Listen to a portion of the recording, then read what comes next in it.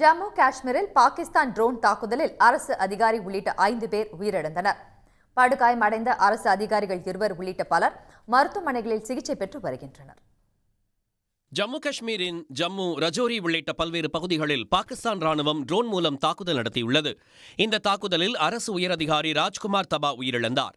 பாகிஸ்தானுக்கு எதிரான பாதுகாப்பு நடவடிக்கைகளை மேற்கொண்டு வந்த ராஜ்குமார் தபாவின் வீடு குறிவைத்து தாக்கப்பட்டதாக காஷ்மீர் முதலமைச்சர் உமர் அப்துல்லா வேதனை தெரிவித்துள்ளார். இதேபோல பல்வேறு பகுதிகளில் நடத்தப்பட்ட தாக்குதலில் மேலும் 4 பேர் உயிரிழந்ததாக அதிகாரிகள் தெரிவித்தனர். உயிரிழந்த அதிகாரியின் வீட்டுக்கு நேரில் சென்ற உமர் அப்துல்லா அவரது குடும்பத்தினருக்கு ஆறுதல் கூறினார்.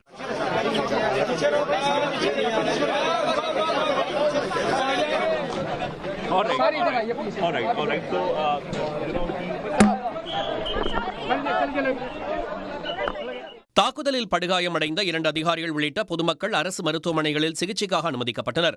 மருத்துவமனைகள் முன்பு உறவினர்கள் குவிந்துள்ளனர். உடனுக்குடன் செய்திகளை தெரிந்து கொள்ள சன் நியூஸ் பெல் ஐகானை கிளிக் பண்ணுங்க.